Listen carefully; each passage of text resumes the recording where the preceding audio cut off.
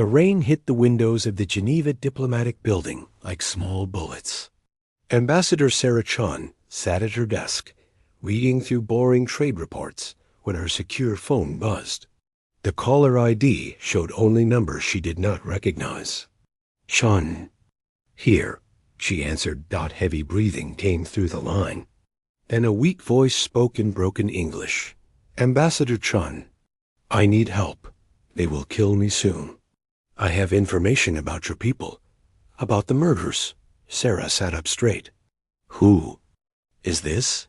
What murders? My name is Vextar. I am was part of the council.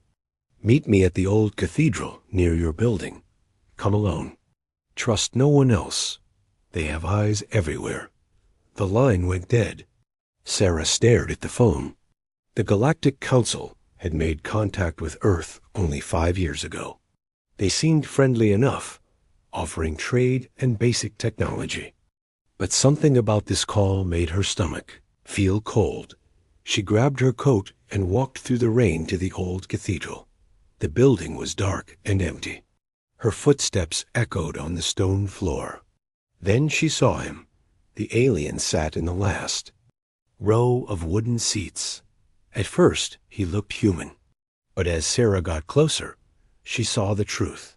His skin was too pale, almost blue. His eyes were larger than they should be. Blood ran from a wound in his chest, staining his human clothes. You came, he said, his voice getting weaker. Good. There is not much time. Sarah sat down next to him. What happened to you? I tried to leave the program. They do not allow that. Vextar coughed, and more blood came up. For 800 years, we have been on your world, not as friends, as hunters. Hunters? We call it the silent harvest. Your people have such potential, such dangerous potential. So we kill the ones who might help you grow too strong. He pulled out a small device that glowed with soft blue light. Scientists, engineers, military leaders, anyone who might help. Humans reach for the stars. Sarah felt sick.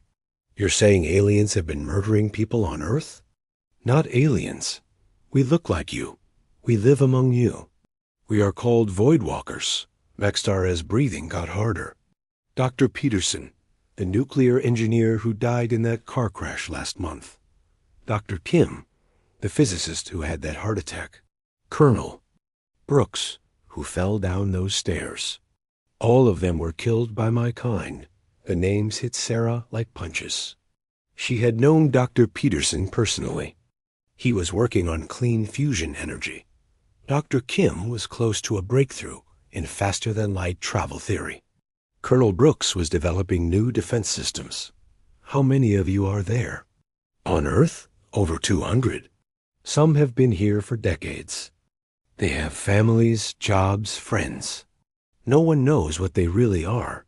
Vextar pressed the glowing device into Sarah's hands. This contains all their names, locations, and current identities.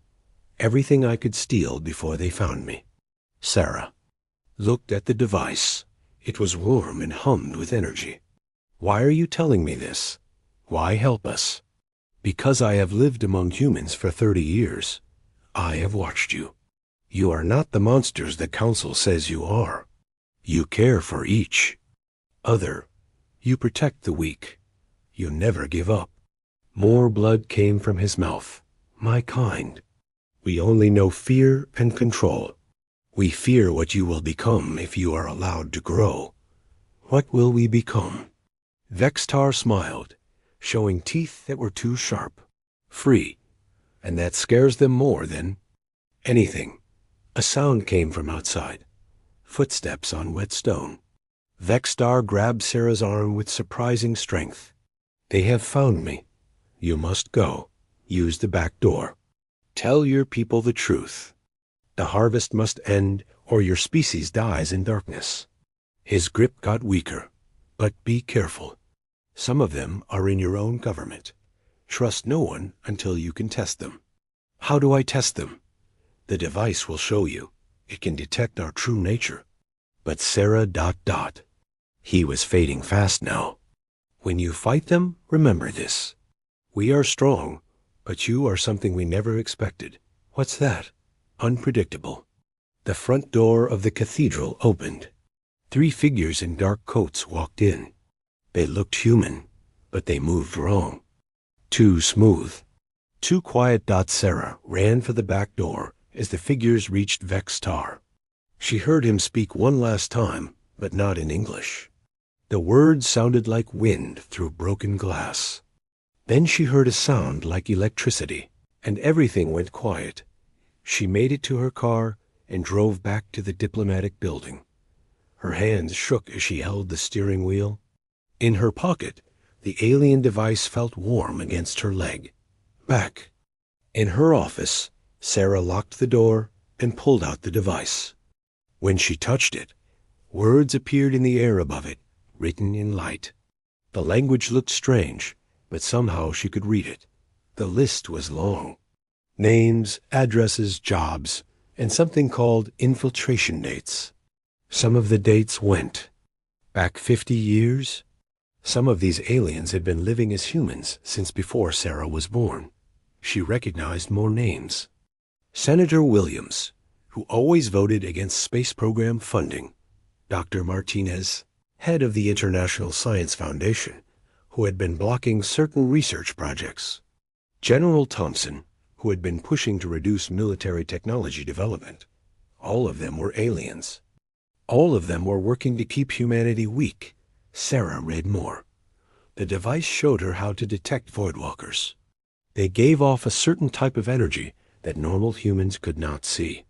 But with the right equipment, they would show up like bright lights in the dark. She also learned about their abilities.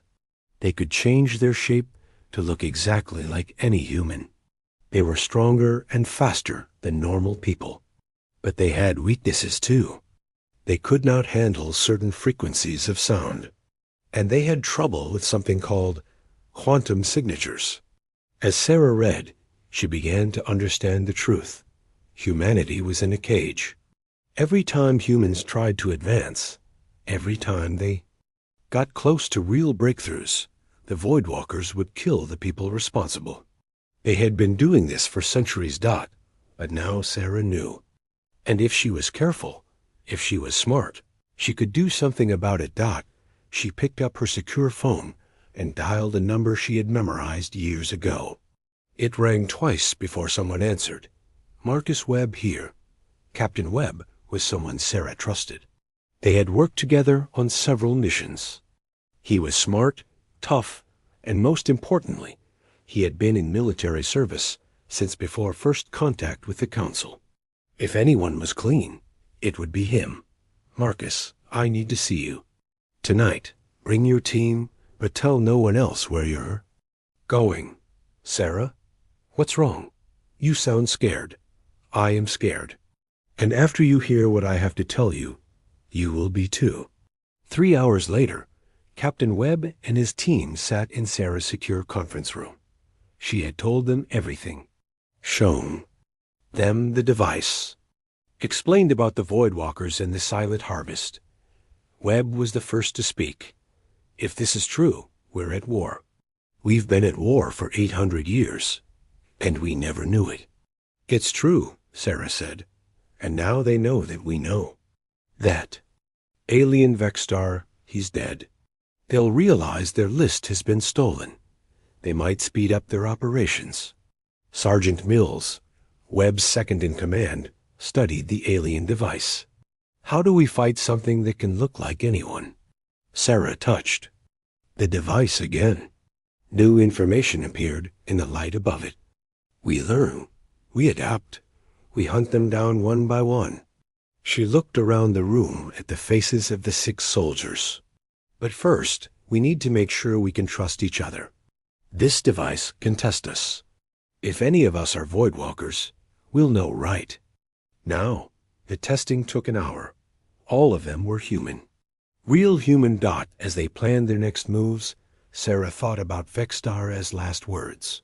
The aliens thought humans were predictable. They thought they knew how humans would react to everything. They were about to learn how wrong they were. Captain Webb and his team spent 3 days building special scanners based on the alien device. Dr. Emily Rodriguez, a physicist who had survived 2 accidents in the past year, helped them understand the technology. The scanners were small, about the size of a phone, and they could detect the energy that Voidwalkers gave off. Sarah named their group Earthwatch. They worked in secret, using safe houses and coded messages. Their first target was Dr. Martinez, head of the International Science Foundation. According to the alien list, he had been a Voidwalker for 12 years. They watched his house for 2 days. Dr. Martinez looked completely normal. He kissed his wife goodbye in the morning. He played with his children in the yard. He seemed like a perfect human father and husband. But the scanner showed the truth. When Dr. Martinez was alone, a soft blue glow surrounded him on the scanner screen. He was definitely not human. "It's hard to believe," Sergeant Mills whispered as they watched from across the street. "He looks so normal." "That's what makes them dangerous," Sarah replied. "They've had centuries to perfect the act." On the 3rd night, they made their move. Webb's team surrounded the house while Sarah and Dr. Rodriguez waited in the van with the scanning equipment. The plan was simple. Get Dr. Martinez alone and force him to reveal himself. But the Voidwalkers were smarter than they expected. As Webb approached the front door, all the lights in the house went out. The scanner in Sarah's hands started beeping like crazy. Then she saw something that made her blood freeze. Dr. Martinez was standing at his bedroom window. But he was not the same man they had been watching. His skin was darker now, almost black. His eyes glowed with a cold white light, and he was looking right at them. "Webb, get out of there!" Sarah shouted into her radio. "He knows." The front door exploded outward. Webb dove to the side as pieces of wood flew past his head. Something came out of the house, but it was not Dr. Martinez anymore. The thing was tall and thin, with arms that were too long for its body. Its skin looked like liquid shadow, moving and shifting in the darkness.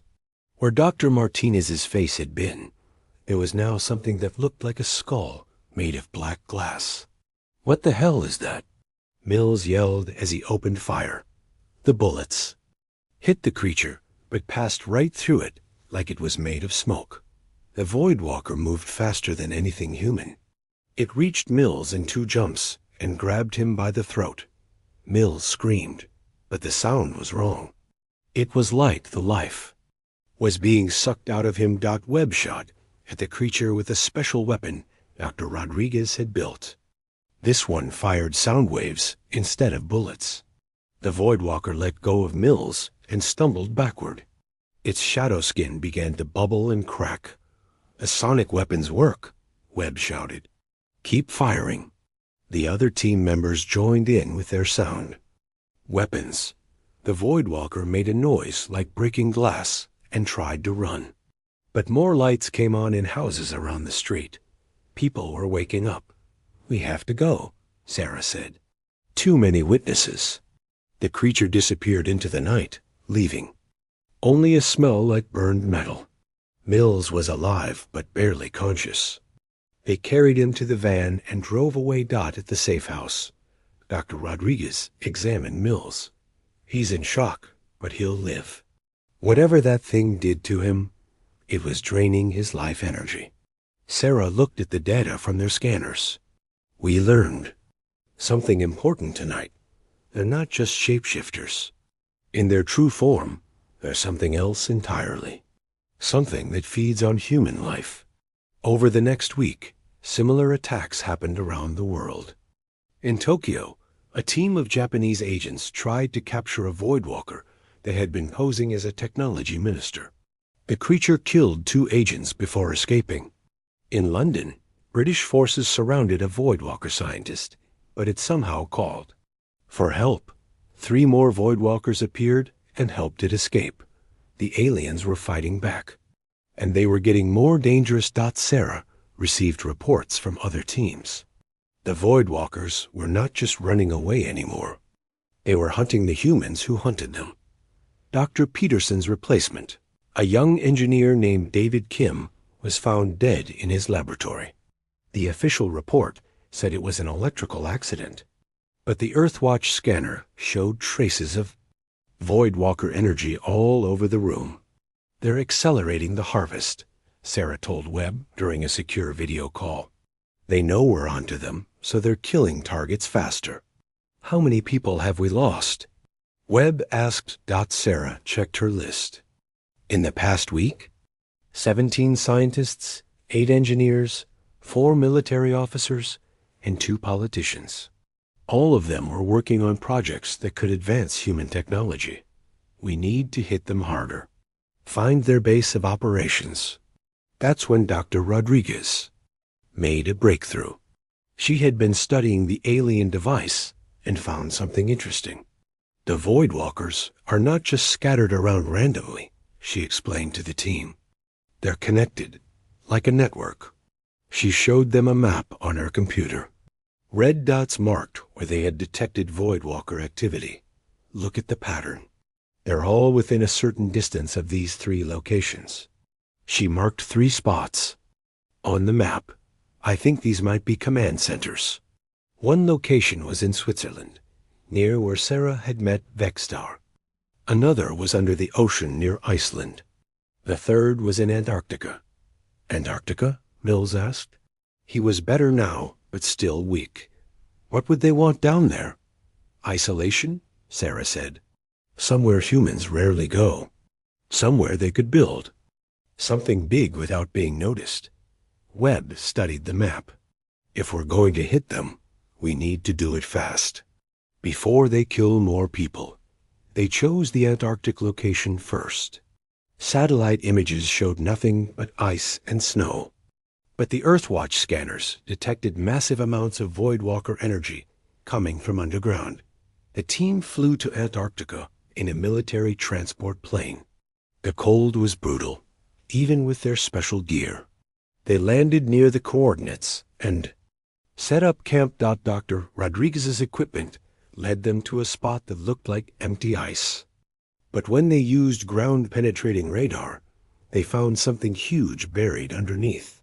"It's enormous," Rodriguez whispered, looking at her screens. "Whatever's down there, it's the size of a small city." They found an entrance hidden under a layer of ice. It looked like a metal door, but the metal was black and seemed to absorb light. When Sarah touched it with the alien device, the door opened silently. Inside, the walls glowed with a soft blue light. The air was warm and smelled like ozone.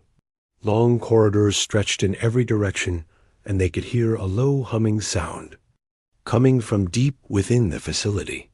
"This place is old," Webb said, running his hand along the wall. "Really old." They followed the main corridor for what felt like miles.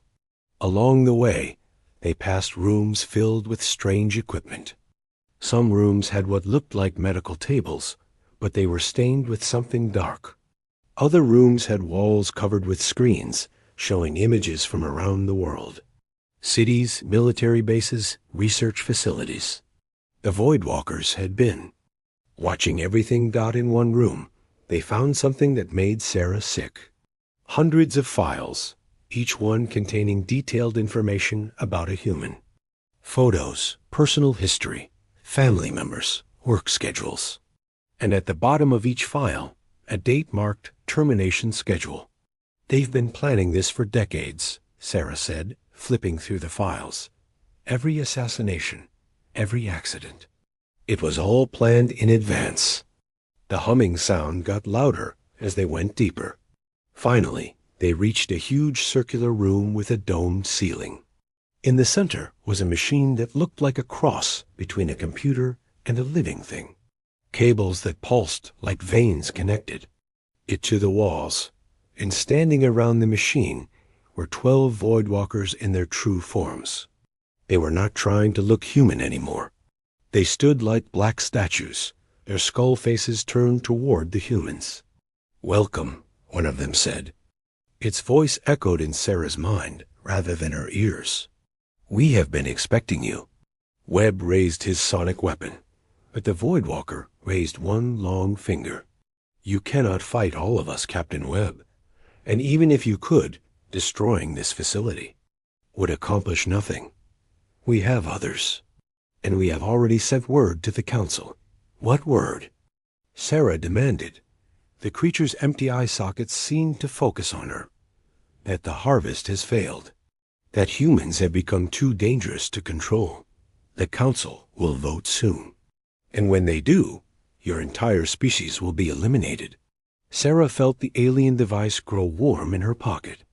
New information was flowing into it. Coordinates, star charts, and something else. A message. "You're wrong about one thing," Sarah said, backing toward the exit with her team. "You think you know humans. You think you understand how we fight. We have studied you for 800 years. But you studied us in a cage. You never saw what we could do when we were really free." Sarah smiled, even though she was terrified. "You're about to find out."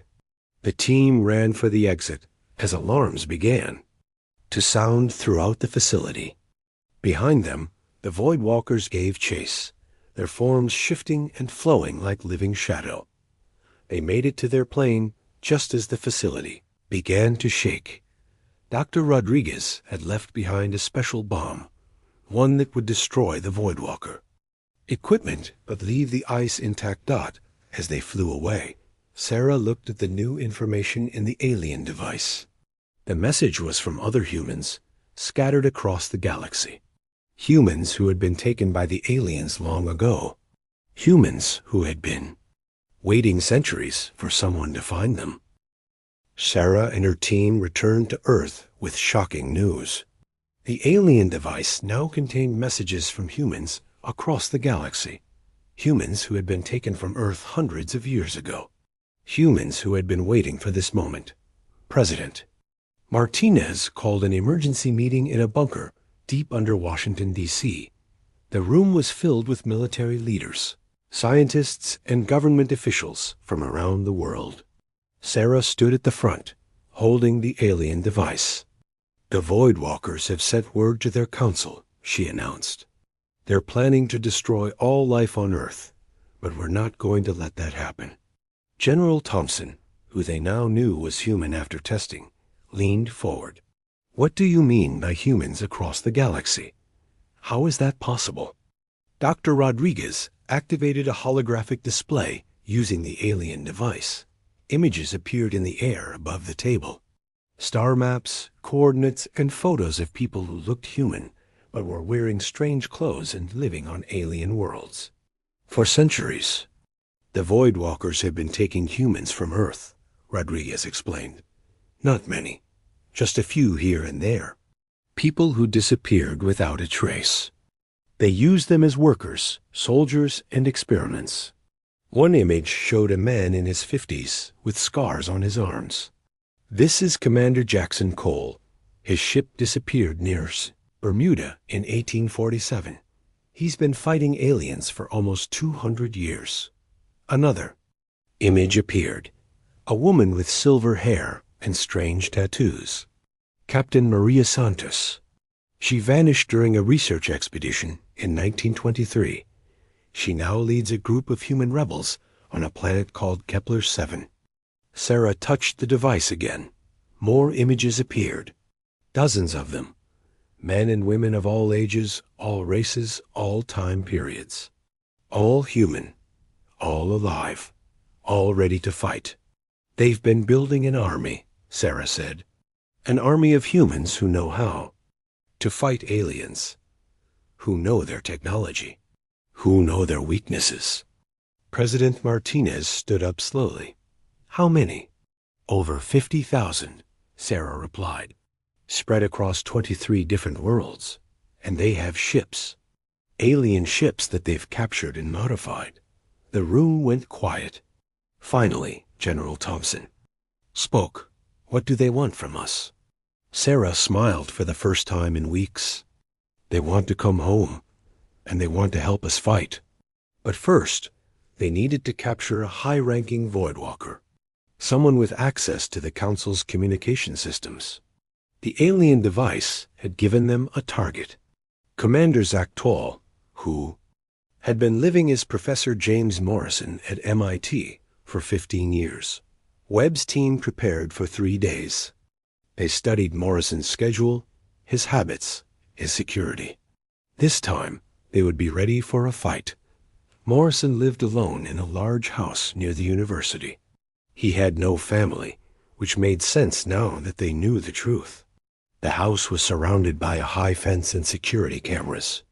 "He knows we're coming," Mills said as they watched the house. "Look at those cameras. They're not normal security cameras." Dr. Rodriguez checked her scanner. "You're right. Those cameras are using alien technology. He's been watching for us." Webb made the decision. "We go in fast and hard. No sneaking around. Rodriguez, can you disable those cameras?" "Give me 5 minutes," she said, pulling out a device that looked like a TV remote. She pointed it at the cameras and pressed several buttons. One by one, the cameras sparked and went dark. The team moved toward the house. But before they reached the front door, Morrison came out to meet them. He was not trying to look human any more. His skin was the same liquid black as the other Voidwalkers. His eyes glowed white in the darkness. But unlike the others, he wore what looked like armor made of the same black material as his skin. "Captain Webb," Morrison said, his voice echoing strangely. "Ambassador Chun, Dr. Rodriguez, you have been busy." "Commander Zactol," Sarah replied. "We know who you are. We know what you've done. Do you?" The creature tilted its head. "Do you know that I have lived among your kind for 15 years? Do you know that I have grown fond of some humans? Fond enough to stop killing us?" Webb asked, his sonic weapon ready. Morrison laughed, a sound like breaking glass. "No, fond enough to make your deaths quick." The fight began without warning.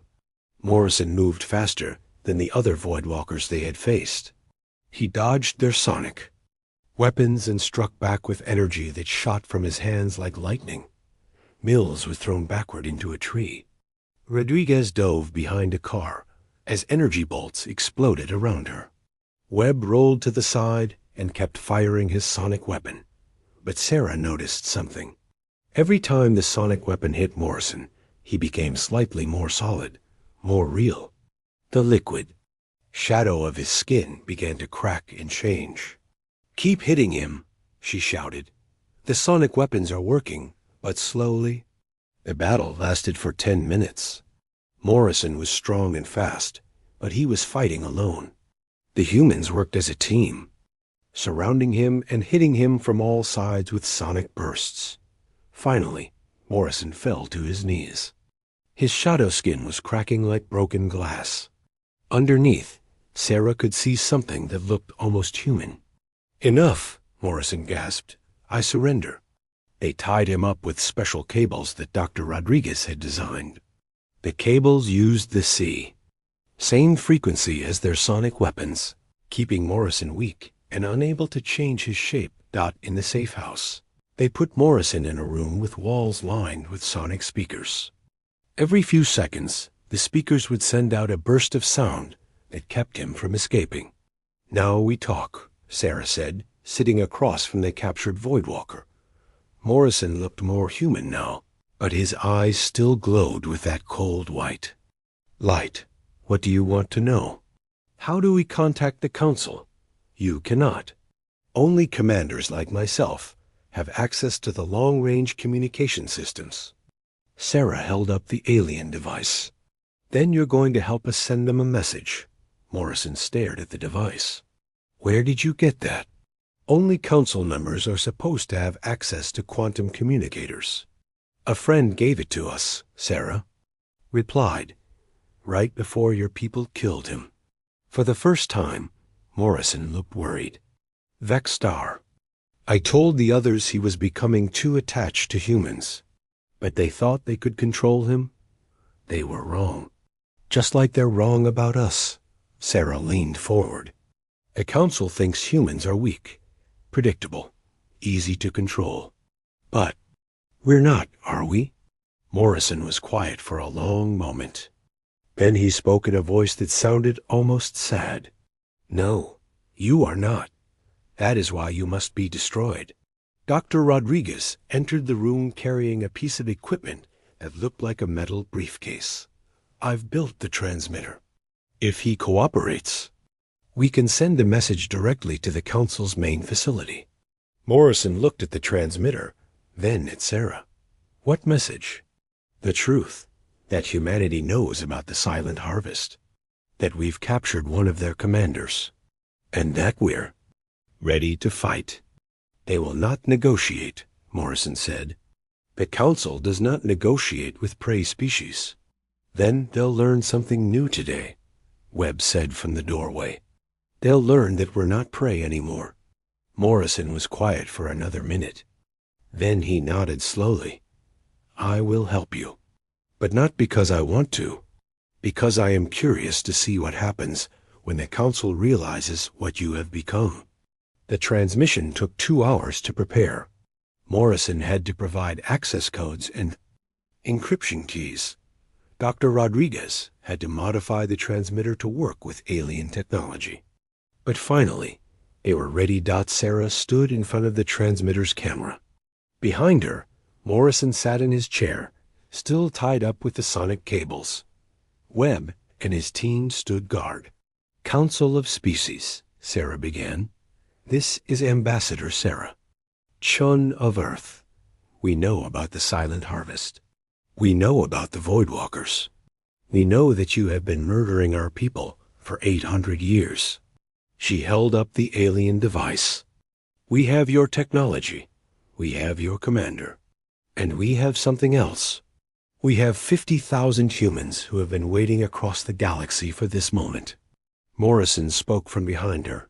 The humans speak truth, Council. They have become unpredictable. The harvest has failed, Sarah continued. We don't want war. But we will not allow you to kill our people anymore. Earth and all human colonies are now under our protection. Any alien vessel that enters our space without permission will be destroyed. She stepped closer to the camera.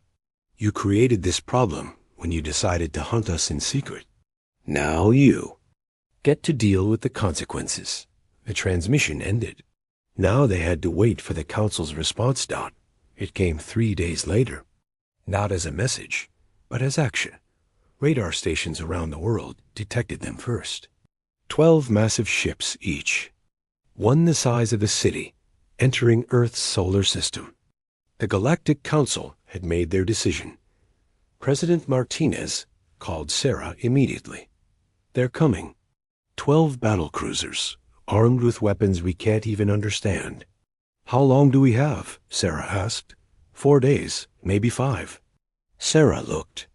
At the alien device, new information was flowing into it. Messages from humans across the galaxy. Ships were launching from 23 different worlds. Her people were coming home. But would they arrive in time? Sir, Sarah said to the president, I need you to authorize something that's going to sound crazy. At this point, Chun, crazy is all we have left. I need permission to wake up every scientist, engineer, and military expert on the planet. And I need them to start building ships. Fast. The president was quiet for a moment. What kind of ships? Sarah smiled, even though she was scared. The kind that can fight gods. The world changed in 4 days. Every factory, every shipyard, every research center on Earth was working around the clock. Dr. Rodriguez had used the alien device to download construction plans for spacecraft that humans had never seen before. Ships that could travel faster than light. Ships that could fight the Council's massive battlecruisers, in the Nevada desert. What used to be an Air Force testing ground was now a construction site bigger than any city. Thousands of workers assembled the first human warship. They called it the Defiance. Sarah stood on the observation deck, watching sparks fly as welders attached the last pieces of armor plating. The ship was beautiful and terrible at the same time. It was twice the size of the largest aircraft carrier, but it was shaped like a sword pointing toward the stars. "Will it work?" President Martinez asked. He had come to see the ship before the battle began. "Dr. Rodriguez says it will," Sarah replied. "We've combined human engineering with alien technology. The result is something neither side has seen before." Below them, Captain Webb was training the ship's crew. Most of them were military pilots, but some were civilians who had volunteered to fight. They all knew this might be a one-way trip. The ship's main weapon was Dr. Rodriguez's greatest invention. She called it a quantum disruptor. It could break apart matter at the atomic level. One shot could destroy a ship the size of a city. But they only had one ship. The Council was bringing 12. That's when the first message came from space. Not from the Council fleet, but from somewhere else. The voice spoke in English, but with an accent Sarah had never heard before. "Earth Defense Force, this is Commander Jackson Cole of the Free Human Fleet. We are approaching your solar system. Do not attack. We are coming home." Sarah ran to the communication center. On the main screen, she could see dots of light approaching from the outer planets. Not 12 ships, not 20, 50 ships, all of different designs, all moving toward Earth. "Commander Cole," Sarah spoke into the microphone, "this is Ambassador Sarah-chan. We've been waiting for you." The image on the screen changed. A man appeared, older than in the photo they had seen, with gray hair and scars on his face. Behind him, Sarah could see the bridge of a ship filled with humans. "Ambassador Chun, we received your message. We've been traveling for 3 days to get here." Cole smiled, and Sarah could see that some of his teeth were made of metal. "We brought friends." The next few hours were like a dream. Ship after ship came into view around Earth. Each one was different. Some looked like alien vessels that had been modified with human technology. Others were completely new designs that looked like nothing Sarah had ever seen. Commander Cole's ship, the Liberty, was the largest.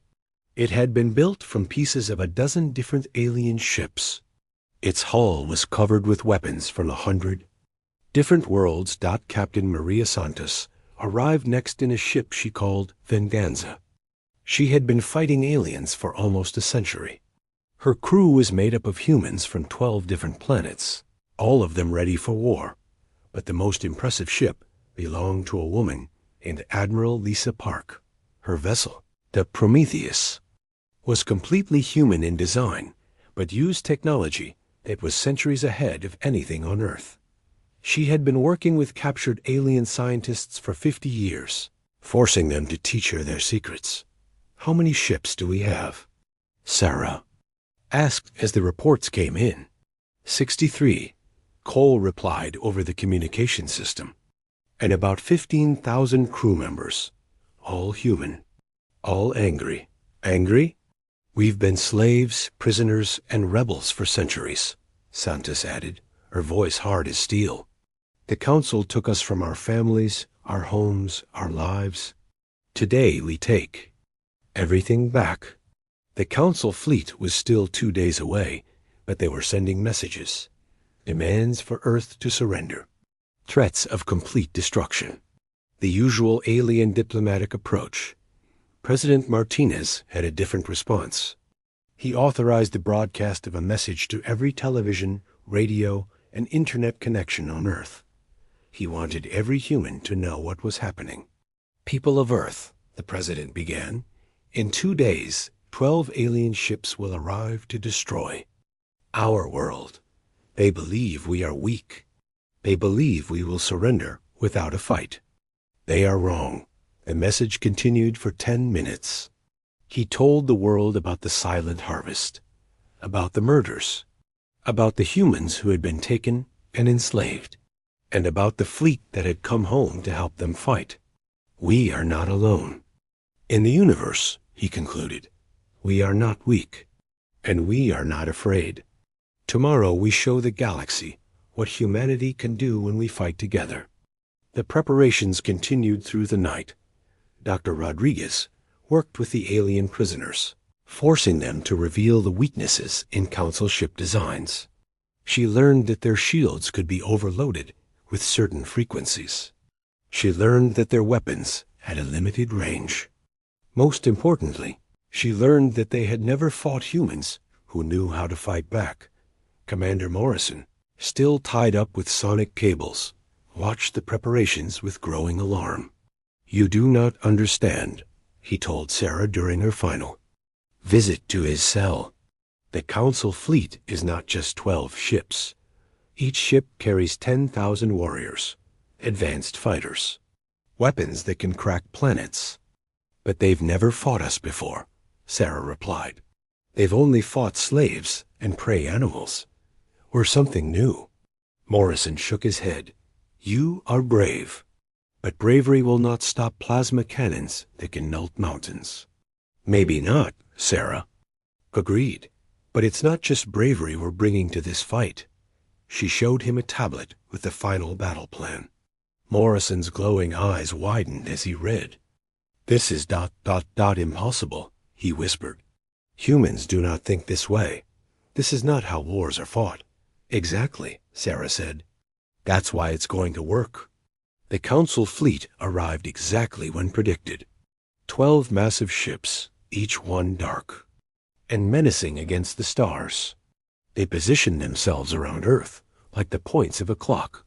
Admiral Takara, commander of the Council fleet, sent a final message to Earth.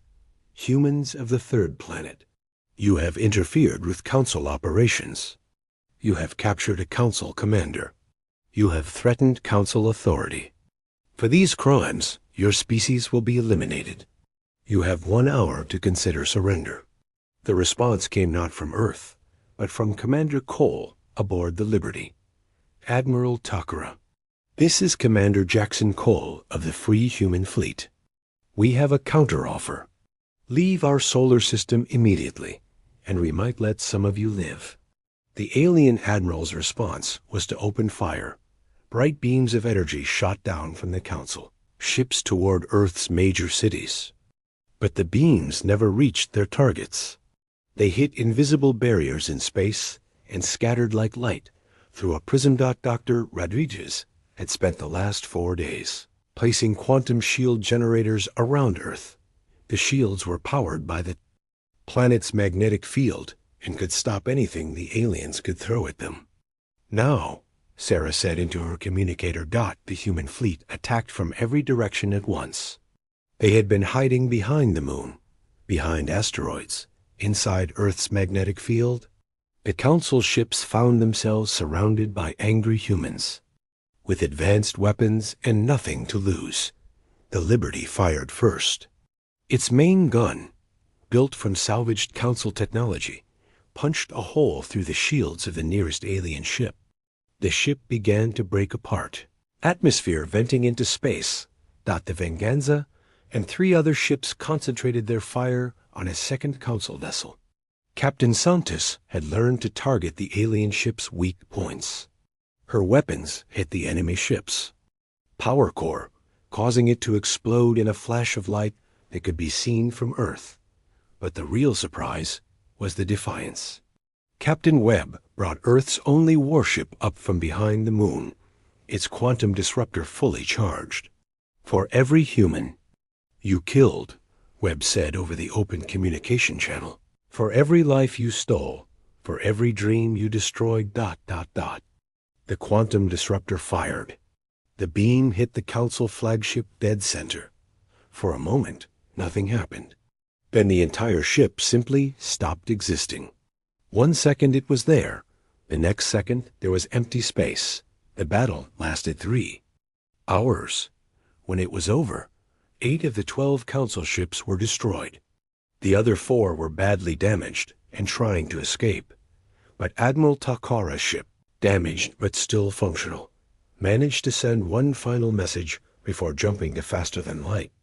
Speed. Council of Species. The alien admiral's voice was filled with fear and disbelief. The humans are not what we thought. They fight like ... like demons. They use our own weapons against us. They work together in ways we do not understand. Recommend immediate evacuation of all Council space near human territories. The message was broadcast across the galaxy. Every species in the Council heard it. The humans were no longer prey. As the surviving alien ships disappeared into space, the human fleet gathered around Earth. Ships from 23 different worlds, all crewed by humans who had been separated from home for centuries. Sarah stood on the bridge of the Defiance, looking out at the fleet. These were her people, humans who had survived slavery, imprisonment, and worse. Humans who had never given up hope of coming home. Commander Cole's voice came over the communication system. Ambassador Chun, what are your orders? Sarah thought about everything that had happened. The murders, the lies, the centuries of secret control. The Council thought they could cage humanity and harvest them like crops. The human fleet traveled for 6 days to reach the Council's home system. 63 ships carrying 15,000 humans who had been waiting centuries for this moment. Sarah stood on the bridge of the Defiance, watching the stars streak past as they moved faster than light. We're approaching Nexus Prime, Commander Cole announced over the fleet communication system. All ships, prepare for whatever we find. Nexus Prime was the capital world of the Galactic Council. It orbited a bright blue star and was surrounded by massive space stations that looked like metal cities. Ships from dozens of different alien species moved between the stations like insects around a hive. But as the human fleet dropped out of faster-than-light travel, something was wrong. The alien ships were all moving away from the planet. They were running.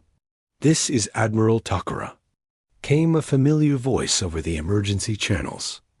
All Council vessels evacuate immediately. The humans have arrived.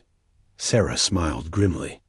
The alien admiral who had tried to destroy Earth was now warning others to flee from humanity.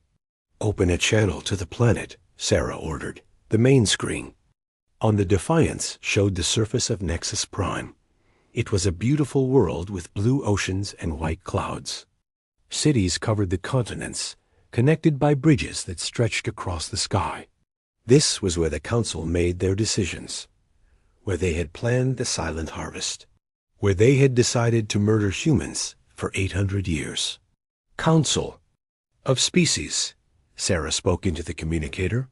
This is Ambassador Sarah Chun of the Human Alliance. We are here to deliver Earth's final warning.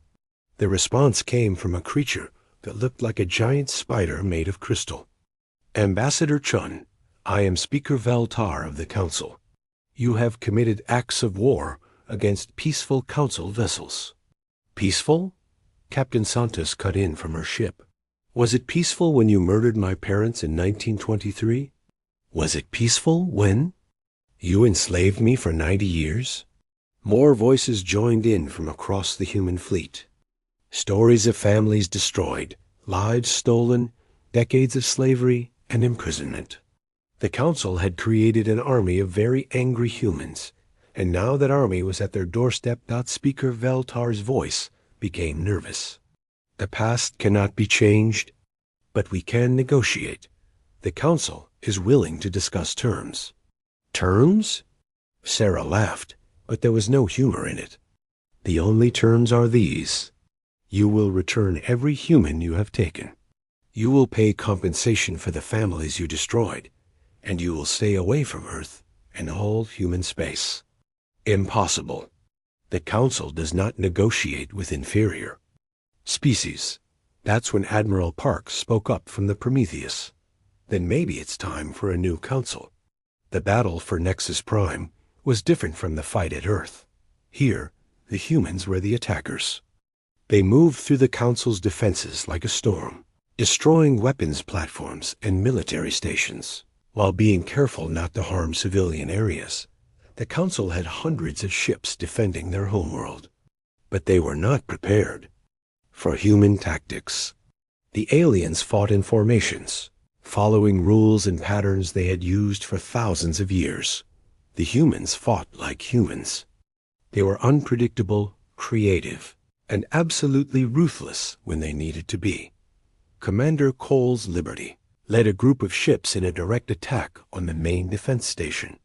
While the alien defenders focused on that threat, Captain Santos brought her fighters around from the opposite direction.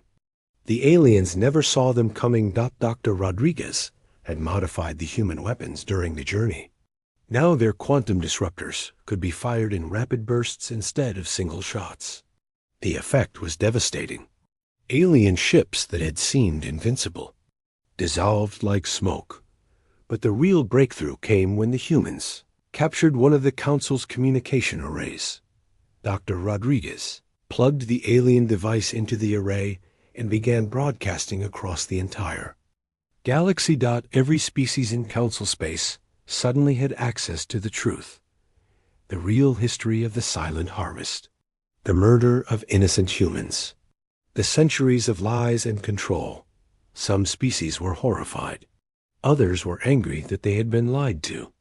A few were scared that they might be next.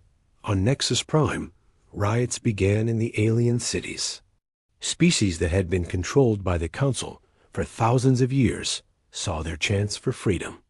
The Council's authority was crumbling as their own. People turned against them. Speaker Veltar sent a final desperate message to the human fleet. Stop this madness. You are destroying the order that has kept the galaxy peaceful for millennia. Sarah's response was broadcast to every world in Council space. Your order was built on murder and slavery. Your peace was built on fear. We're offering something better. Freedom. The battle lasted only 2 hours. When it was over, the Council's military was destroyed. Their government was in ruins, and dozens of alien species were declaring independence from Council rule. Sarah led a small team down to the planet's surface. They walked through the crystal spires of the Council's great city to the building where the galaxy had been ruled for thousands of years. The Council chamber was enormous, with seats arranged in circles going up toward the ceiling. 12 different species had ruled here, making decisions that affected trillions of lives across the galaxy. Only 3 of them were left. The others had fled when the human ships arrived. Speaker Veltar sat in the center chair, her crystal body cracked and dim. Beside her were 2 other aliens Sarah didn't recognize. They all looked defeated. What do you want? Veltar asked. Justice, Sarah replied. For 800 years you hunted my people. You killed our brightest minds. You stole our children. You tried to keep us weak and primitive. We were protecting the galaxy. One of the other aliens said. Humans are dangerous, unpredictable. You proved that today. We are dangerous, Sarah agreed. But only to those who threaten us. We could have destroyed your cities. We could have killed millions of your people. But we didn't. Do you know why? The aliens said nothing, because we're better than you. We protect the innocent. We fight for freedom. We don't murder children in the dark. Captain Webb entered the chamber with Commander Morrison. The Voidwalker was still tied up with sonic cables, but his expression had changed. He no longer looked arrogant. He looked ashamed. Morrison has something to tell you, Webb announced. The captured Voidwalker looked at his former leaders. The humans could have killed me. They could have tortured me for information. Instead, they treated me with more dignity than we ever showed their people. Traitor, Veltar hissed. No, Morrison replied. I was a traitor when I helped murder innocent humans. I'm trying to find redemption now. Sarah walked to the center of the chamber and activated a holographic projector. Images appeared in the air above them. Ships from dozens of different species arriving at Nexus Prime. But these weren't Council ships. These were vessels from the species that had declared independence. The galaxy is changing, Sarah announced. The Council's reign of fear is over. A new alliance is forming. One based on cooperation instead of control, freedom instead of slavery. More images appeared. Human ships working alongside alien vessels to rebuild damaged worlds.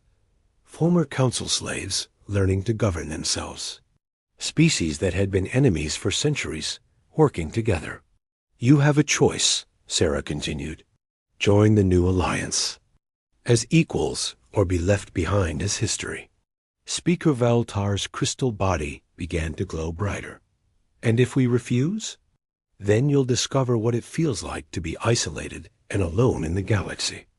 To have no one to trade with, no one to talk to, no one to help when you need it. Sarah's voice was cold as space. Ask humanity how that feels. We survived it for 800 years.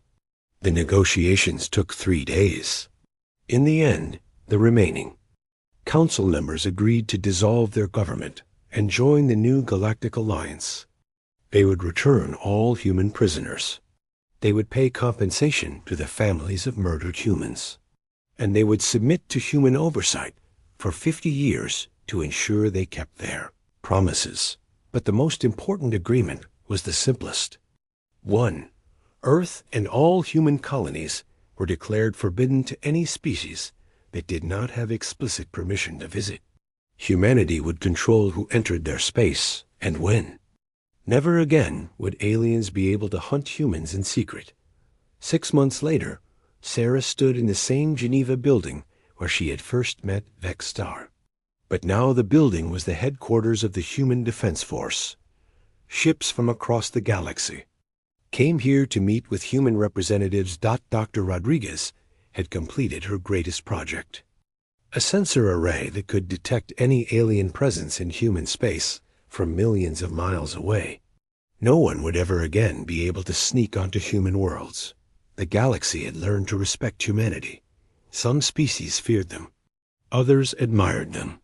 But all of them understood that humans were no longer prey. Commander Cole knocked on Sarah's office door. Ambassador, we're receiving a transmission from the outer edge of the galaxy. It's interesting. Sarah followed him to the communication center.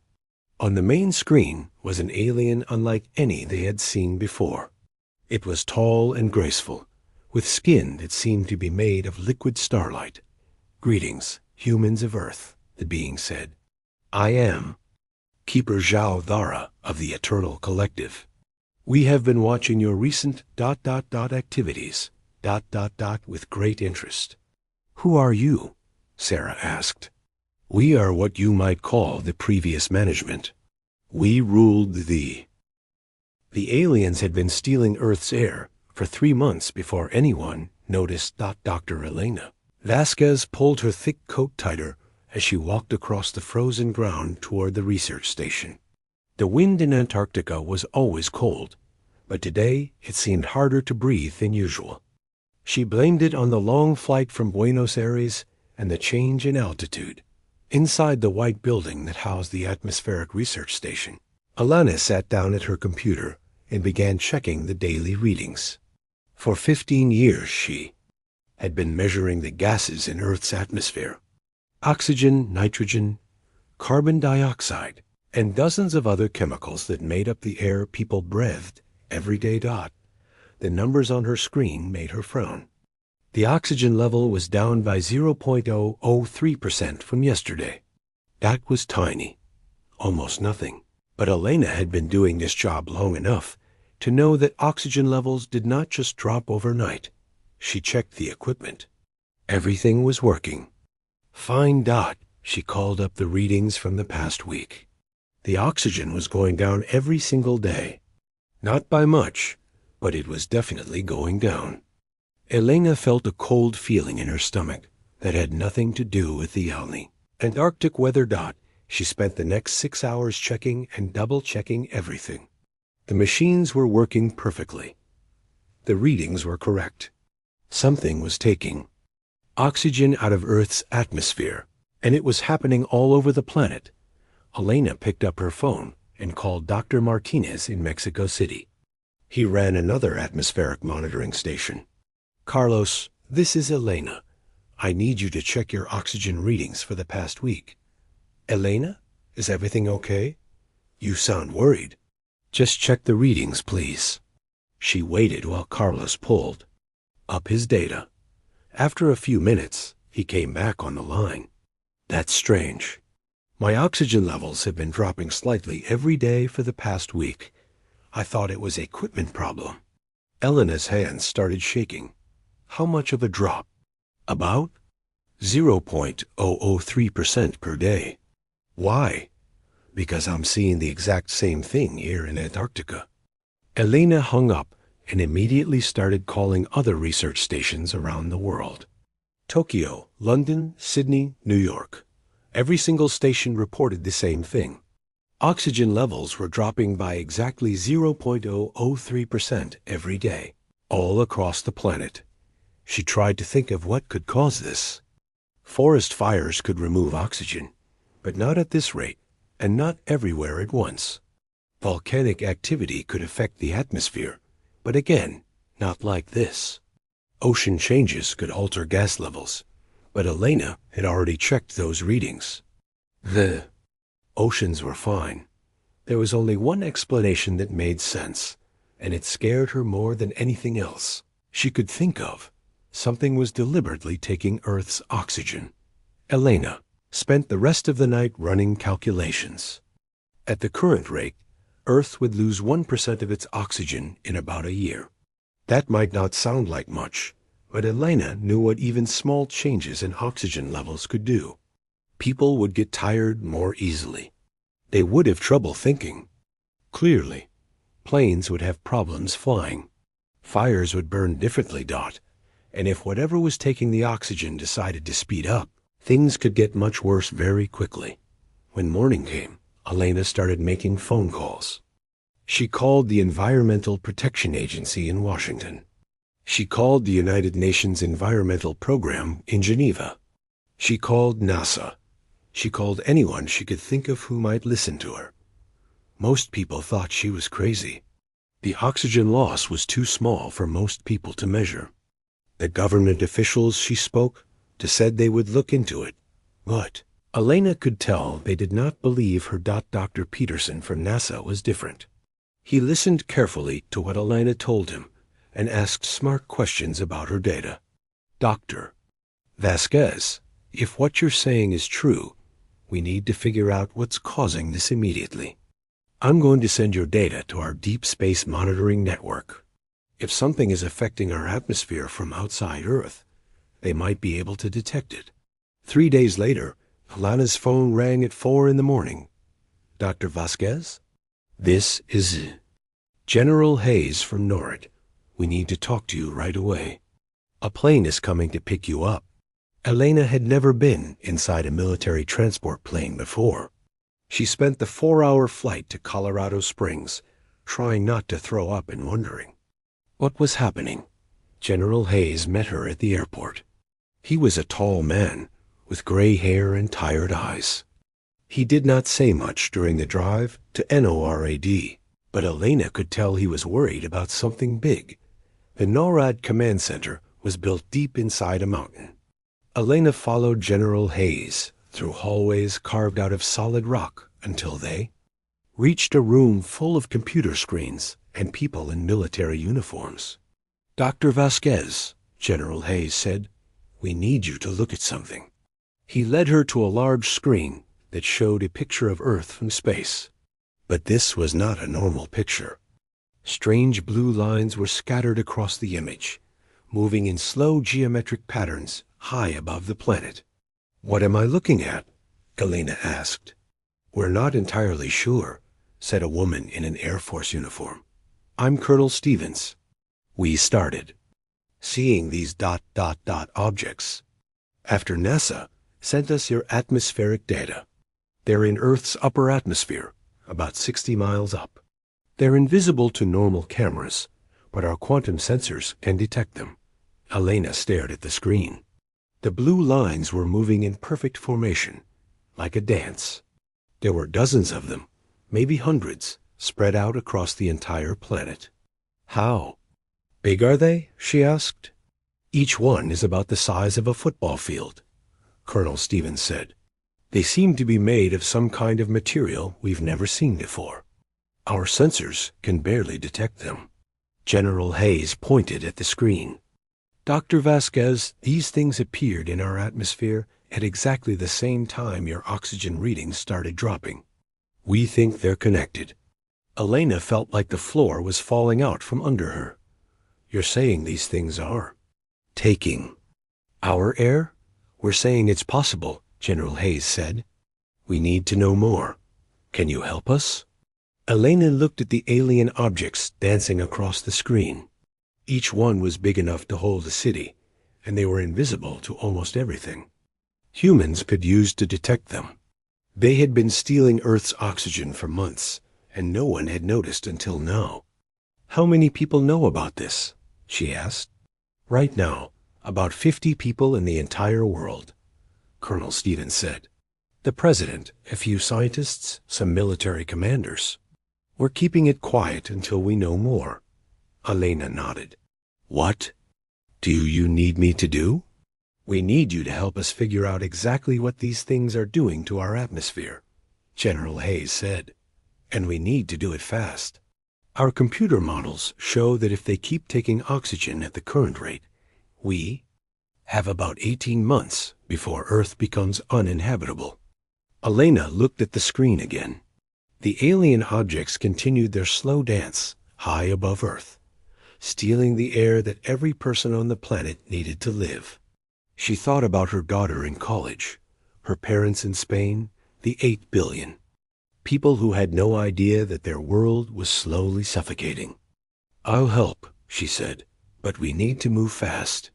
These things have been here for months, and we don't know if they're planning to speed up their operation. General Hayes nodded grimly. Dr. Vasquez, as of right now, you're part of the most important research project in human history. We need to find a way to stop these things before they kill everyone on Earth. Elena took one last look at the alien harvesters on the screen, then followed the military officers deeper into the mountain to begin the fight for humanity's survival. 6 months had passed since Elena Vasquez first discovered the alien machines stealing Earth's oxygen. The situation had gotten much worse that Commander Sarah Chun stood in the underground war room beneath NORAD, looking at numbers that painted a terrible picture of humanity's future. The big screen showed Earth's oxygen levels dropping faster every week. What had started as a small daily loss was now a disaster that threatened all life on the planet. How much time do we have left? Asked President Morrison. He had flown to Colorado Springs that morning for an emergency meeting with the world's top scientists and military leaders, Dr. Elena Vasquez, who had become the leading expert on the alien machines, checked her computer. At the current rate, we have 14 months before the oxygen level drops too low for human survival. Maybe less if they speed up their harvesting. The alien machines had been studied for months, but humanity still knew very little about them. The objects floated in Earth's upper atmosphere like invisible jellyfish, slowly sucking oxygen out of the air and sending it somewhere else through technology that human scientists could not understand. Every attempt to destroy the machines had failed. Missiles passed right through them. Laser weapons had no effect. Even nuclear weapons seemed to bounce off some kind of shield that surrounded each harvester. What about the underground cities? Asked General Hayes. Project Lazarus? Dr. Kim, from the engineering course, pulled up another set of numbers. We can build sealed cities underground that recycle air and grow food using artificial light. But we can only save about 5 million people that way. Maybe 10 million if we work day and night for the next year. President Morrison's face was grim. There are 8 billion people on this planet. We're also working on Project Exodus, said Dr. Patel from NASA. We can evacuate people to the Moon and Mars colonies, but the ships can only carry a few 100,000 people total. Sarah Chun had been listening to these discussions for weeks. Every plan could save some people, but none could save humanity as a whole. Millions would live, but billions would die gasping for air as the atmosphere slowly disappeared. "There is another option," said a quiet voice from the back of the room. Everyone turned to look at Dr. James Wright. He was a thin man with messy hair, who worked on theoretical physics at MIT. For the past month, he had been studying the alien machines and working on something he called quantum field manipulation. "What kind of option?" President Morrison asked. Dr. Wright walked to the front of the room and connected his laptop to the main screen. Complex equations filled the display, along with diagrams that looked like three-dimensional spider webs. "The alien harvesters use some kind of quantum field technology to stay invisible and protected," Wright explained. "Our weapons can't touch them because they exist slightly outside normal space. But I think we can change that."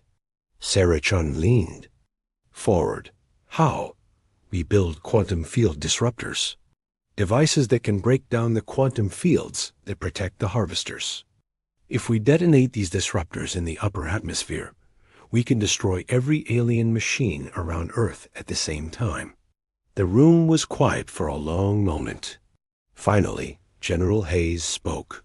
"What's the catch, Doctor?" "There's always a catch." Wright took a deep breath. "The quantum disruptors would create a massive energy wave that travels faster than light. Any civilization within several light years would be able to detect it. We would be announcing to the entire galaxy that Earth exists, and that we have advanced weapons technology. So other aliens would know where we are." President Morrison said, double quotes, "Yes. And there's more. The quantum explosion would permanently change the space around Earth. Certain types of faster-than-light travel would become impossible in our solar system. We would be cutting ourselves off from the rest of the galaxy." Sarah Chun understood the problem immediately. "We'd be burning our bridges. No way to run and hide if something bigger and nastier comes looking for us." "Exactly," Wright said. "Once we do this, Earth becomes a fortress world. We're telling the galaxy that humanity is here, we're ready to fight, and we're not backing down." The president looked around the room at the assembled leaders. "What are our chances of success?"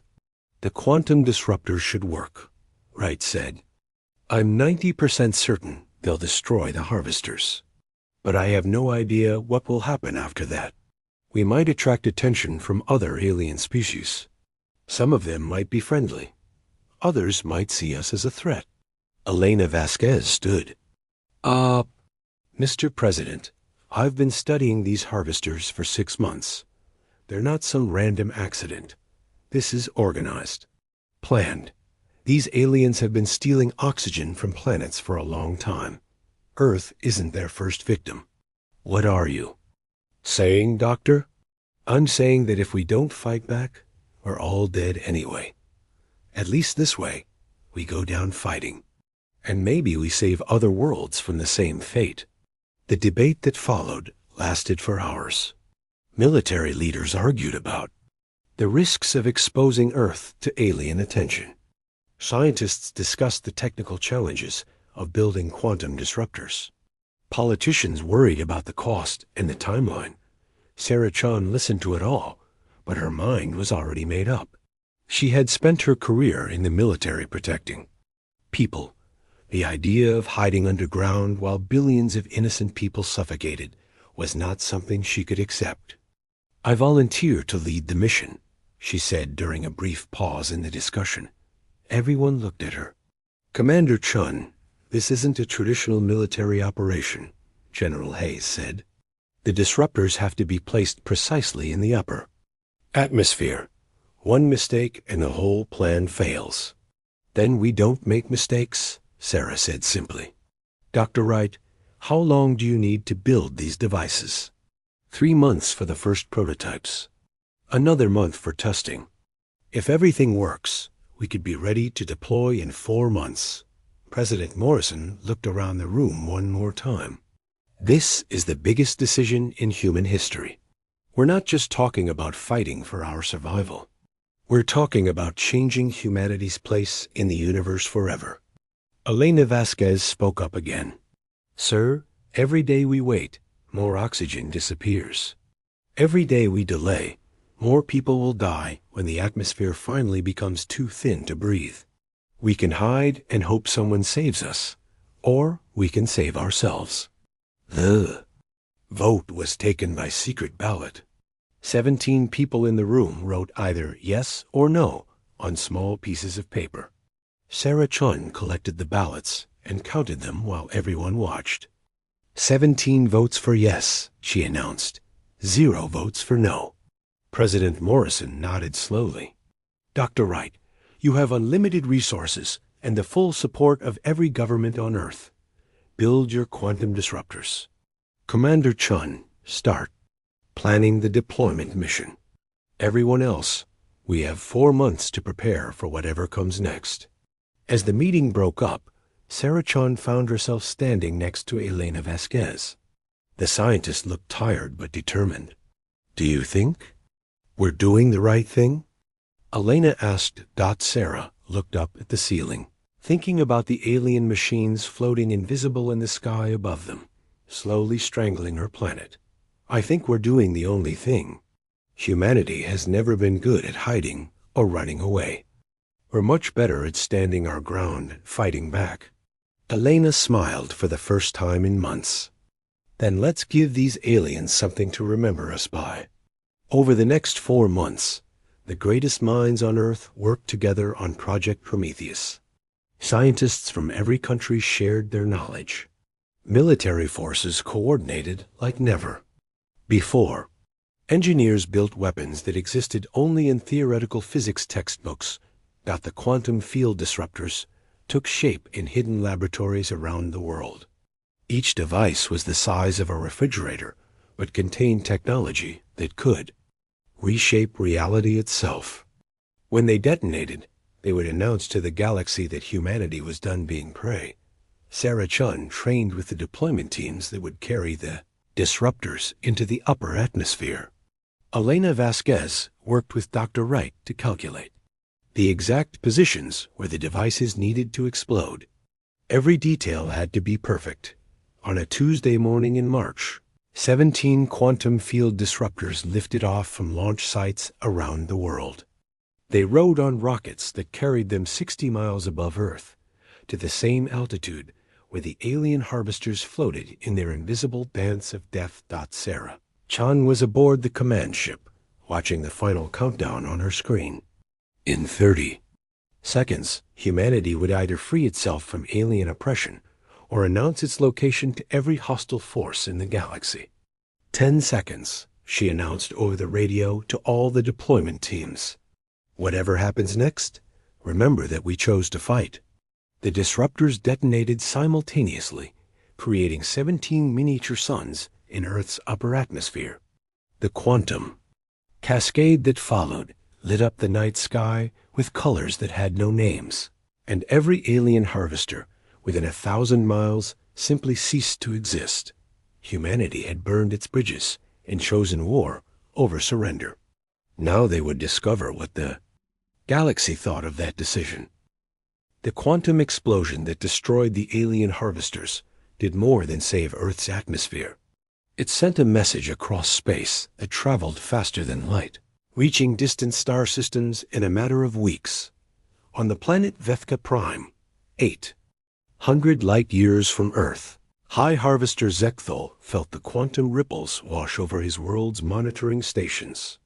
For the first time in 3,000 years, one of his harvester fleets had been completely destroyed. Zekthol was old, even by the standards of his people. His body was a mixture of living tissue and mechanical parts, kept alive by the same technology that powered the atmospheric harvesters.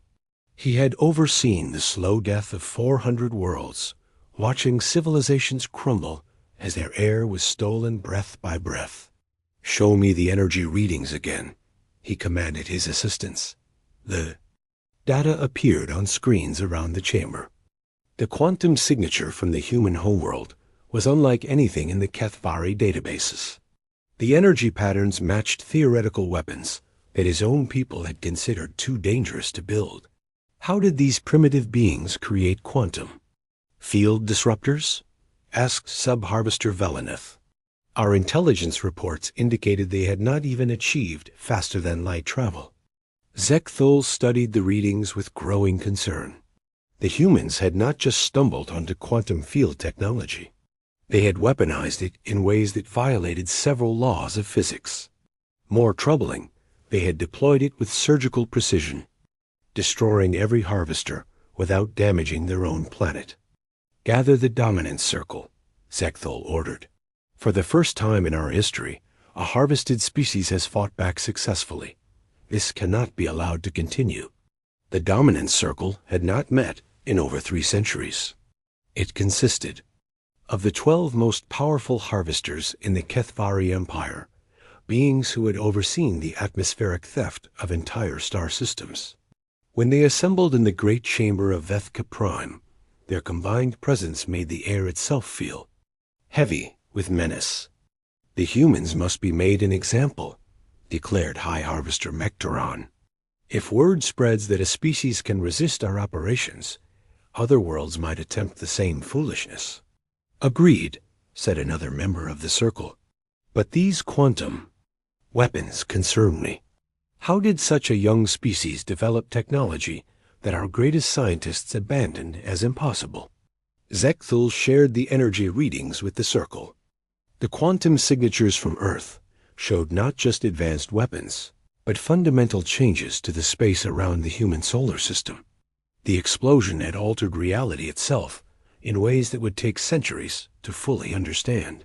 The humans have made their star system into a fortress, he explained. Standard faster-than-light travel is now impossible within their local space. They have trapped themselves, but they have also made invasion more difficult. Then we will show them the price of defiance, growled High Harvester Kexdoral. Send the subjugation fleet. 300 ships should be more than enough to deal with one primitive world. The decision was unanimous. Within days, the largest Kethvari military fleet in 1,000 years began its journey toward Earth. They would make humanity an example that would echo across the galaxy for millennia. No species would dare interfere with atmospheric harvesting operations ever again. Meanwhile, on Earth, the effects of the quantum explosion were becoming clear. The alien harvesters were gone, and Earth's oxygen levels had stabilized. But the quantum field changes had trapped humanity in their own solar system, and those same changes were creating unexpected opportunities. Dr. James Wright stood in his laboratory, staring at a piece of metal that should not have been able to exist. The quantum cascade had made it possible to create materials that violated normal physics. The metal existed in multiple dimensions at the same time, making it incredibly strong and nearly impossible to destroy. This is just the beginning, Wright told Commander Sarachun during one of their daily briefings. The quantum changes around Earth are like a treasure box of new scientific possibilities. We can build things now that were pure fantasy just 6 months ago. Sarah examined the sample of impossible metal. Can we use this to build better weapons? Better weapons, better ships, better everything, Wright said excitedly. The quantum field alterations have given us access to technologies that most spacefaring civilizations take thousands of years to develop. We're jumping ahead by centuries of scientific advancement. Elena Vasquez joined the conversation. She had been promoted to head of the new Alien Technology Department, tasked with studying everything humanity had learned from the Harvester attack. We've also made an important discovery about the Harvesters themselves. They weren't operating alone. She pulled up data on her computer. The quantum patterns we detected suggest the Harvesters were part of a much larger network. The aliens who sent them have been doing this for a very long time, probably to hundreds of worlds. Sarah felt a cold chill. You're saying there are other planets out there that had their air stolen?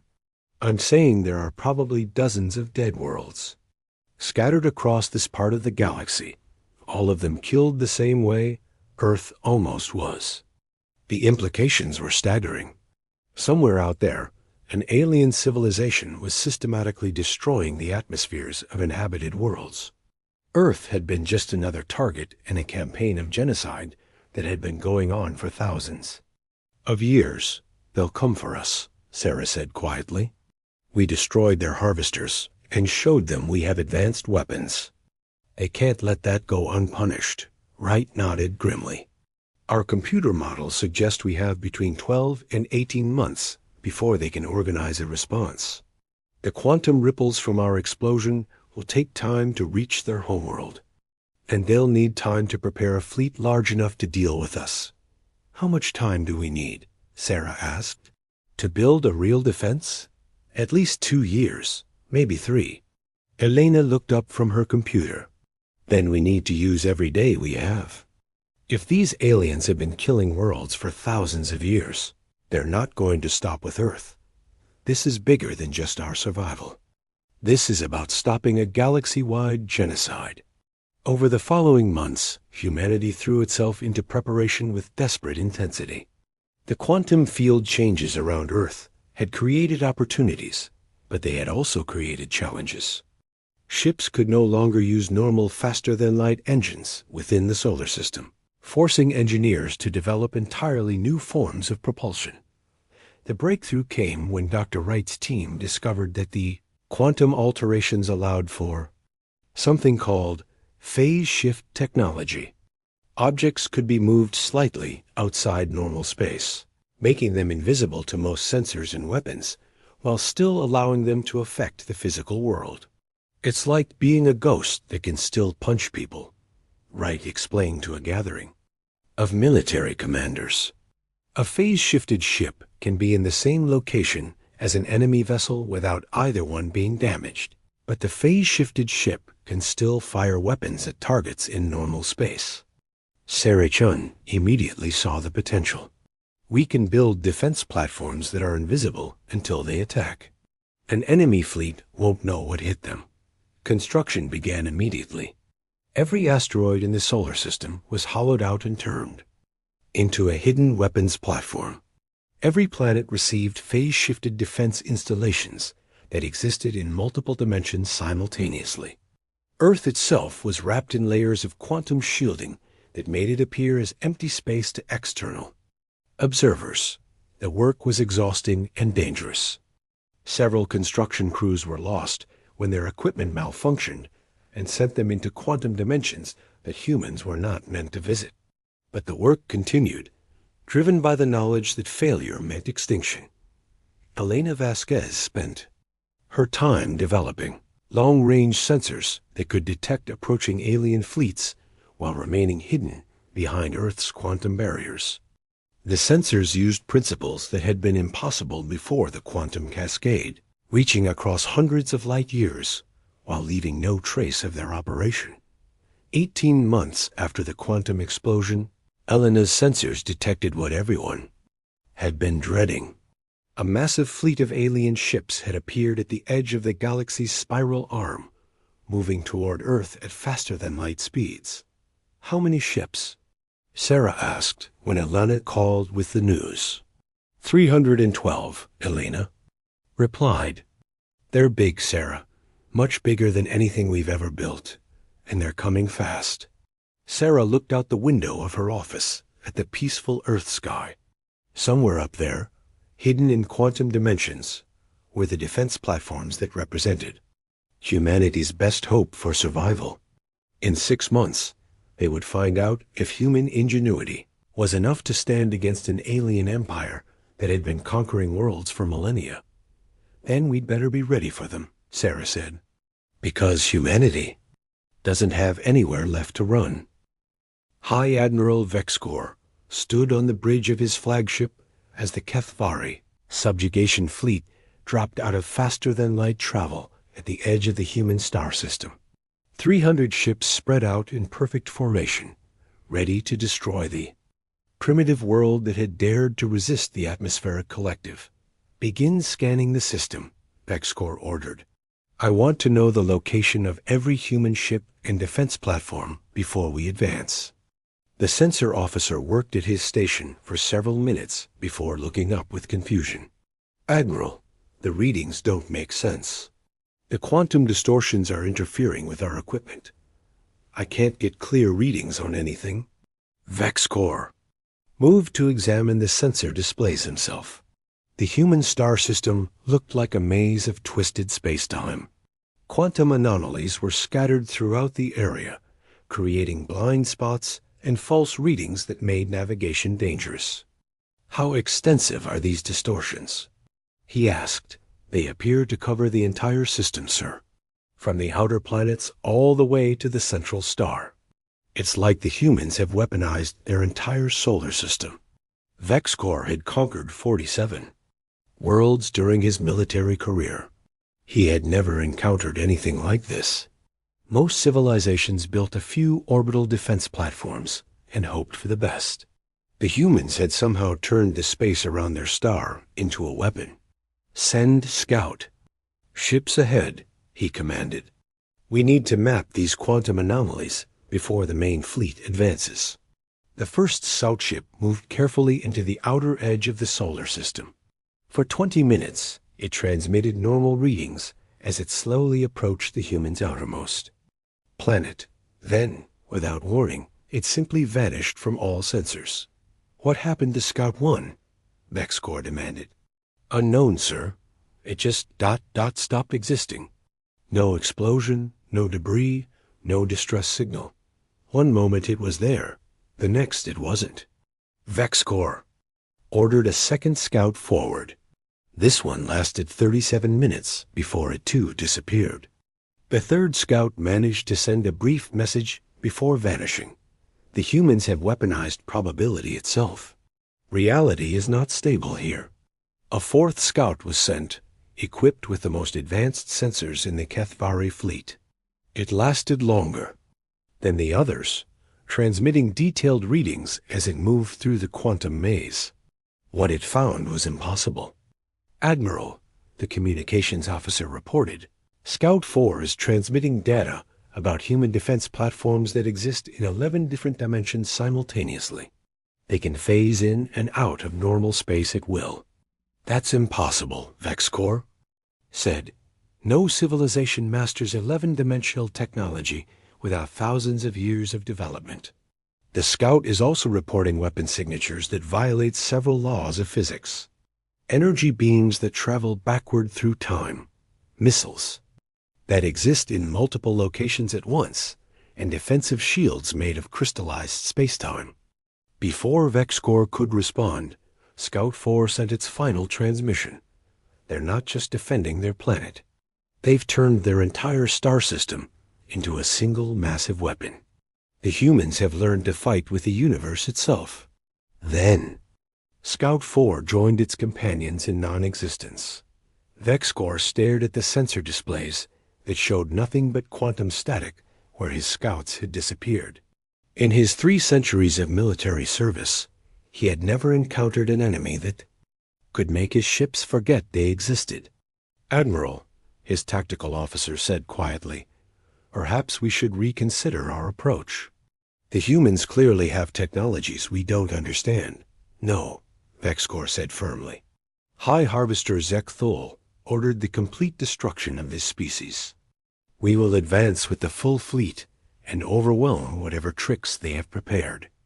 What Admiral VexCore didn't understand was that humanity had spent 18 months turning their solar system into the galaxy's most elaborate trap.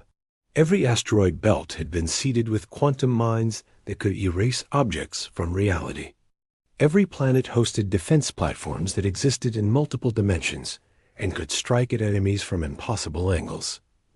Earth itself had become something that defied description. The planet existed inside a quantum bubble that made it appear as empty space to anyone looking from outside, while allowing its inhabitants to observe and target anything in the surrounding area. Commander Sarah Chun watched the approaching alien fleet from the hidden command center buried deep beneath the Rocky Mountains. Banks of screens showed her everything happening in the solar system, fed by sensors that the aliens couldn't detect. "How many ships do they have left?" she asked. 296, reported Lieutenant Torres. "They lost 4 scouts. Trying to navigate our outer defenses," Sarah nodded. The quantum maze had worked exactly as planned. The aliens were flying blind, unable to get accurate readings on human positions or capabilities. Meanwhile, humanity could see every move the enemy fleet made. "Dr. Wright, are the phase shift platforms ready?" Wright checked his instruments. "All platforms are charged and standing by. The aliens won't be able to detect them until they start firing." Elena Vasquez looked up from her station. "Sarah, the alien fleet is changing formation. They're spreading out and advancing on multiple vectors." "They're trying to avoid our traps," Sarah observed. "Too bad for them that our traps are everywhere." The Kethvari fleet moved deeper into the solar system, trying to avoid the quantum anomalies while maintaining their attack formation. Admiral Vexcor was beginning to realize that he had seriously underestimated these humans. "Sir," his sensor officer reported, "we're detecting massive energy buildups throughout the system. Whatever the humans are planning, they're about to." "Do it." Vexcor gripped the railing of his command bridge. "All ships, prepare for combat. Target anything that looks like a human installation." But there was nothing to target. The human defense platforms remained phase-shifted, invisible to Kethvari sensors. Earth itself looked like empty space. The alien fleet was shooting at ghosts. While being surrounded by weapons, they couldn't see the battle began when the first Kethvari ship entered Earth's orbital space. Suddenly, defense platforms materialized from quantum foam all around the alien fleet. Weapons that existed in 11 dimensions opened fire simultaneously, hitting the alien ships from angles that shouldn't have been possible. The Kethvari flagship shuddered as energy beams struck it from above, below, and from directions that didn't exist in normal 3-dimensional space. Admiral Vexcor watched in horror as his ships began exploding around him, destroyed by weapons they couldn't see until it was too late. "Return fire," he shouted. "Target those platforms." But every time his ships aimed at a human defense platform, it would phase shift into another dimension, becoming untouchable while continuing to fire back. The platforms could hit the aliens, but the aliens couldn't hit them back. "Admiral," his tactical officer called out, "our weapons are having no effect. The human platforms keep disappearing and reappearing in different locations. Worse, some of the human weapons seemed to ignore the concept of time itself. Kethvari ships were being destroyed before the humans even fired their weapons. Missiles were hitting their targets and then traveling backward through time to be launched. "This is impossible," Vexcor screamed as another wave of his ships exploded. "How can they fight with weapons that don't obey physics?" The answer was that humanity had learned to use the quantum field changes around Earth to build weapons that redefined what was possible. They weren't just fighting the alien fleet with superior technology. They were fighting with reality itself. As their weapon, Elena Vasquez watched the battle from her command station, coordinating the defense platforms through quantum communication links. Each platform operated independently, but they worked together like parts of a single massive organism. "Platform 7 reports successful hit on enemy cruiser," she announced. "Platform 12 has eliminated an entire squadron using probability cascade weapons." Sarah Chun felt a mixture of pride and terror as she watched the alien fleet being systematically destroyed. Humanity had become something new in the 18 months since the quantum explosion. They had learned to think and fight in dimensions that most civilizations couldn't even imagine. "How many enemy ships are left?" she asked. 43 and falling fast," Lieutenant Torres reported. "They're trying to retreat, but our quantum mines are blocking their escape routes." "The battle lasted exactly 17 minutes. When it was over, no Kethvari ship remained to carry word of their defeat back to their empire. Admiral Vexcor's flagship was the last to die, consumed by weapons that attacked it from past, present, and future simultaneously. Sarah Chun stood in the command center, looking at displays that showed an empty solar system. The alien fleet had been completely destroyed, but she felt no joy in the victory. "What have we become?" she asked quietly. Dr. Wright overheard her question. "We've become whatever we needed to become to survive," he said. "The question now is whether the rest of the galaxy is ready for what humanity has turned into." Earth hung in space, invisible and untouchable behind its quantum barriers. The planet had become the ultimate fortress, defended by weapons that could rewrite the laws of physics. But it was also the ultimate prison, cut off from the galaxy by the same barriers that protected it. 3 years had passed since humanity destroyed the Kethvari subjugation fleet. Earth remained hidden behind its quantum barriers, safe but completely isolated from the rest of the galaxy. The planet had become the most secure fortress in known space, but it was also the loneliest place in the universe. Dr. Elena Vasquez stood in her laboratory, studying quantum echoes from the destroyed alien ships. She had become an expert at reading the traces left behind by faster-than-light technology, learning to see the invisible highways that connected star systems across the galaxy. "I've found something," she announced during the daily briefing with Commander Sarah Chun and Dr. James Wright. The Kethvari fleet left quantum navigation data in their ship computers. "I've been able to reconstruct the locations of other worlds they've attacked." Sarah leaned forward. "How many worlds?" Elena pulled up a star map on the main screen. Red dots appeared across 3 spiral arms of the galaxy, each one representing a planet where the atmospheric harvesters had done their work. 237 confirmed locations, Elena said quietly. "Some of these attacks happened thousands of years ago. Others are more recent, and Sarah ... some of them are happening right now." The room fell silent as everyone stared at the map. Each red dot represented an entire world where billions of people had slowly suffocated as their air was stolen. The scale of the genocide was almost impossible to comprehend. "This one," Elena pointed to a star system 47 light years away, "shows signs of active atmospheric harvesting.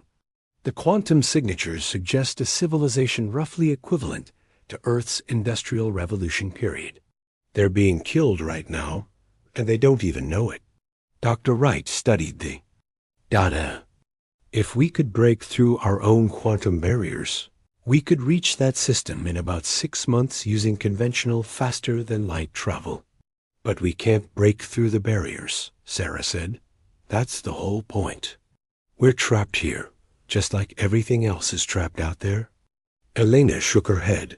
"Not necessarily. I've been working on something I call quantum archaeology. By studying the echoes left by destroyed ships, I can map the quantum tunnels they used to travel between stars.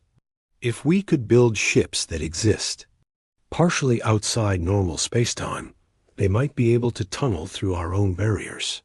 Wright's eyes lit up with understanding. Quantum tunneling ships. They would exist in the same phase-shifted dimensions as our defense platforms, but mobile.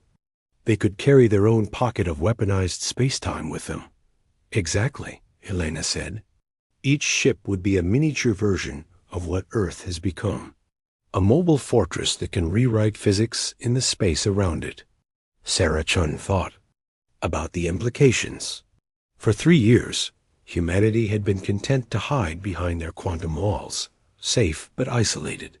But the knowledge that other worlds were dying while they sat in safety was difficult to accept. "How long would it take to build a ship like that?" she asked. "With our current technology, about 8 months for a prototype," Wright said. "Maybe a year for a fully operational vessel." The debate that followed lasted for weeks. Many people argued that humanity should remain hidden and safe.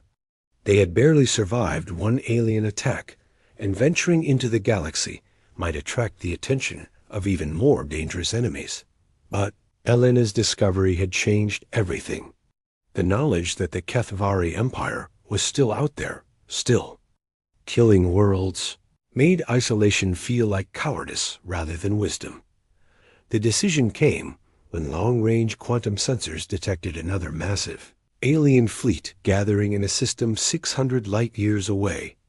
The energy signatures were different from the Kethvari, suggesting that humanity's first victory had attracted attention from other hostile civilizations. "They're coming for us anyway," Sarah told the emergency session of Earth's leadership.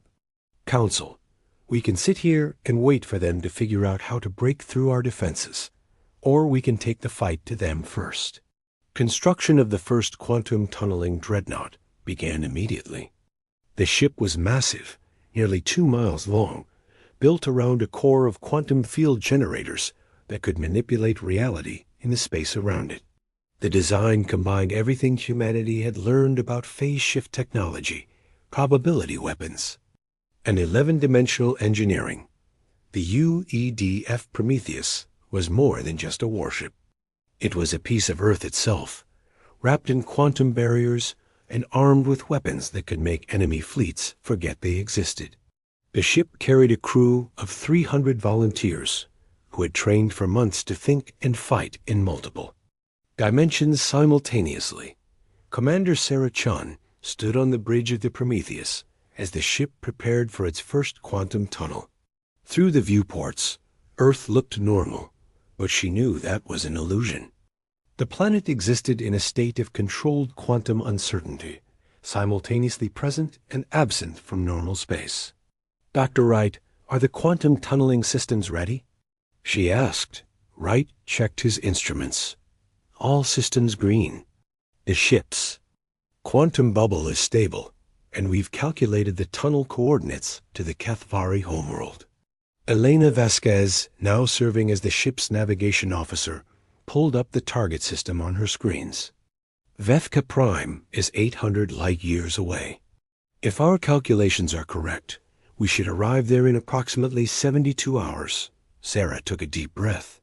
"Then let's go show these aliens what happens when you steal air from innocent people." The Prometheus activated its quantum tunneling drive and simply stepped sideways out of normal reality.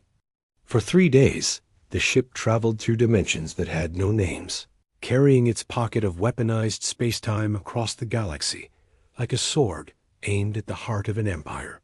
When the dreadnought emerged in the Vethka system, it materialized directly above the Kethvari homeworld without warning.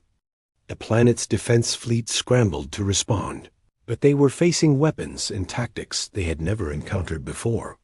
Sarah Chun opened communication channels across all known frequencies and began broadcasting in 17 different languages. "This is Admiral Sarah Chun of the United Earth Defense Force. You have harvested your last world. Surrender your atmospheric processing technology and withdraw from all occupied systems or face extinction. You have 1 standard day to comply." The Kethvari response came in the form of their entire home defense fleet. Over 2,000 ships, representing centuries of technological development and military experience, rose from the planet's surface and orbital stations to face the single human vessel. High Harvester Zekthul himself commanded the defense fleet from his flagship. He had lived for over 3,000 years and had never encountered a species that could threaten the Kethvari Empire.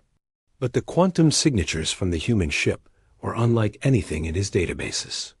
"Destroy that vessel," he commanded. "Show these humans the price of defying the atmospheric collective." The battle that followed was less a fight than a demonstration of how thoroughly humanity had transcended normal military thinking. The Prometheus existed in multiple dimensions simultaneously, allowing it to be in several places at once, while its weapons struck from angles that violated geometry itself. Kethvari ships exploded before they could fire their weapons. Others simply ceased to exist, erased from reality by probability weapons that retroactively prevented their construction. Some ships found themselves attacking their own allies as the human vessel rewrote the quantum. Relationships between friend and foe. The battle lasted 43 minutes. When it was over, High Harvester Zekthul's flagship was the only Kethvari vessel still operational, and only because Sarah Chun had deliberately spared it. "Attention, Kethvari vessel," she broadcast. "Your empire is finished. Your Harvester. Fleets will be hunted down and destroyed. Any world you have attacked will have its atmosphere restored. This is not a negotiation. This is a promise." Zekthal stared at his sensor displays, which showed the wreckage of his entire fleet scattered around a single human ship that shouldn't have been able to exist. "What what are you?" he whispered. "We're the people you tried to suffocate," Sarah replied. "And we've learned to breathe in dimensions you can't even imagine." The Prometheus used its probability weapons to restore Vithka Prime's original atmosphere, then departed through another quantum tunnel, leaving behind a world that could breathe freely for the first time in millennia. Over the following year, the Dreadnought fleet grew to 50 ships. Each vessel was crewed by volunteers who called themselves the Atmospheric Liberation Corps. They moved through the galaxy like quantum ghosts, appearing wherever the Kethvari had left their mark. Planet after planet was liberated. Atmospheres were restored. Enslaved populations were freed from their underground cities and dome settlements. The Kethvari Empire collapsed within 18 months as world after world threw off their oppressors. Elena Vasquez stood on the bridge of the UED-F Lazarus, watching another planet's sky clear as its stolen atmosphere was returned. Children who had never seen an open sky stepped outside for the first time in their lives. "How many more worlds are on the list?" asked Captain Rodriguez. Elena checked her navigation computer. 47 confirmed locations where atmospheric harvesting is still active. Maybe more that we haven't discovered yet.